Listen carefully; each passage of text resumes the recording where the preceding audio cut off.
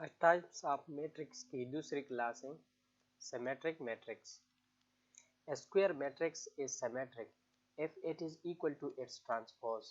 यानी अगर हमारे पास एक मैट्रिक्स A है और हम उसका ट्रांसपोज ले लें और वो ट्रांसपोज A के बराबर हो तो उसको हम कहते हैं स्क्वायर यानी सिमेट्रिक मैट्रिक्स कहते हैं उसे।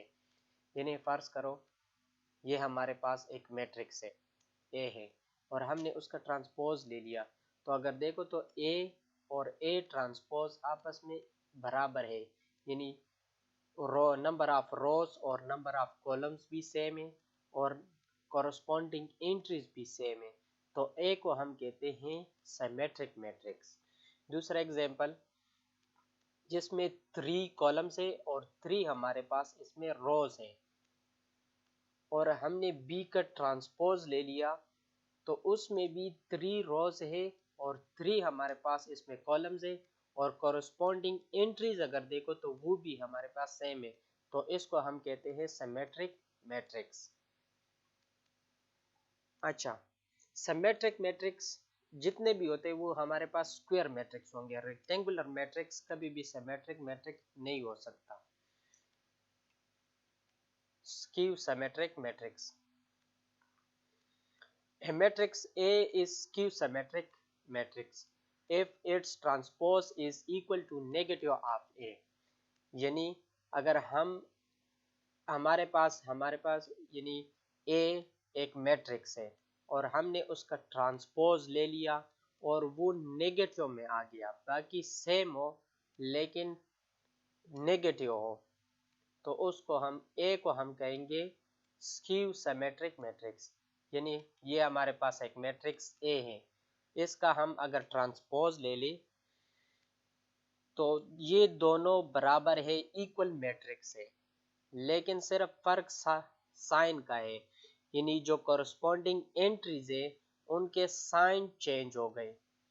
3 हमारे पास जो पड़ा हुआ है रो 1 में और कॉलम 2 में, अगर उसी एलिमेंट एंट्री को देखे रो 1 में और कॉलम 2 में जो A ट्रांसपोज में पड़ा हुआ है तो उसका साइन सिर्फ चेंज हो गया है, तो इसको हम कहते हैं स्क्यू सिमेट्रिक मैट्रिक्स। A हमारे पास क्या होगा स्क्यू सिमेट्रिक मैट्रिक्स। जितने भी स्क्यू सिमेट्रिक मैट्रिक्स होते हैं वो हमारे पास स्क्वायर मैट्रिक्स होंगे। दूसरी बात ये कि डायगोनल एंट्रीज जो होंगे वो सारे के सारे हमारे पास क्या होंगे जीरोस होंगे। Diagonal matrix at least any one of the entries of its diagonal must be not zero। यानी अगर हमारे पास एक मैट्रिक्स है और उसके डायगोनल में एक एंट्री भी नॉन जीरो हो तो उसको हम कहते हैं डायगोनल मैट्रिक्स, पहली शर्त। दूसरी शर्त इसकी ये, अगर देखो तो इसमें हमारे पास 2 ऐसे एंट्रीज है जो जीरो के बराबर नहीं है, तीसरी एंट्री जो है वो हमारे पास जीरो है, लेकिन हमने क्या कहा कि at least any one of the entries, यानी हमारे पास एक एंट्री भी हो डायगोनल मैट्रिक्स की डायगोनल में, तो उसको हम डायगोनल मैट्रिक्स कहेंगे। दूसरी शर्त क्या है कि all other entries must be zero. जो हमारे पास अदर एंट्रीज है यानी डायगोनल के अलावा वो हमारे पास सारे के सारे जीरोस होंगे। Scalar matrix must be diagonal matrix. यानी स्केलर मैट्रिक्स कौन से होते हैं, यानी वो हमारे पास डायगोनल मैट्रिक्स ही होते हैं, लेकिन इसमें जो डायगोनल एंट्रीज होते हैं वो सारे के सारे हमारे पास सेम होते हैं।